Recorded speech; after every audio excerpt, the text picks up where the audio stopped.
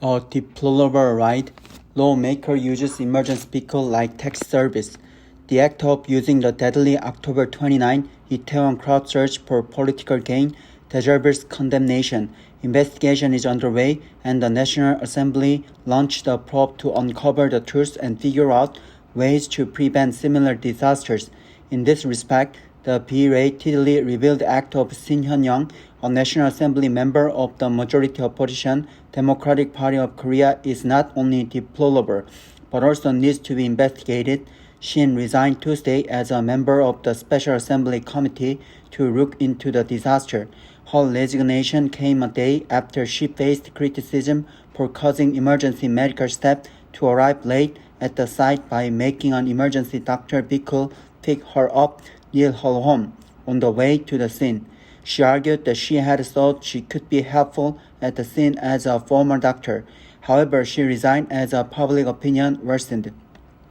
The disaster medical assistant team of Myeongji Hospital in Goyang, Gyeonggi Province stopped near Shin's house in Mapogu, Seoul, before arriving at the scene of the accident at 1:45 a.m. on October 30. She had asked the team to pick her up on the way to the site. She reportedly paid a call to the hospital's disaster hotline connected to the National Emergency Medical Center. The hotline was established to immediately receive orders from the center. Its number was not disclosed to the general public, but Shin found it by calling the center, which is said to have been compelled to let her know without expecting her to actually use it. The Myeongji emergency doctors team is said to have assumed she had gotten permission from the center. Given that her call came through the hotline, she was a family physician at the hospital before becoming a lawmaker. It was also found that the vehicle had picked up her husband as well. Shin said one more doctor on the scene would help. Her husband is a dentist, but the scene where 158 people, mostly young women, were pressed to death in a packed alley did not need the help of a dentist.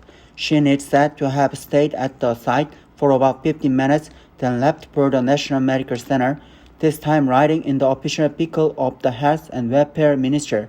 Originally, the minister, the first vice minister, and the head of the Office for Healthcare Policy were scheduled to ride together to the Situation Room at the medical center, but the first vice minister gave up his seat for her. Shin uploaded photos and the video on social media with a post for the record of the tense situation at the accident site. Being here as a member of a disaster medical assistant team, her husband is said to have taken the photos.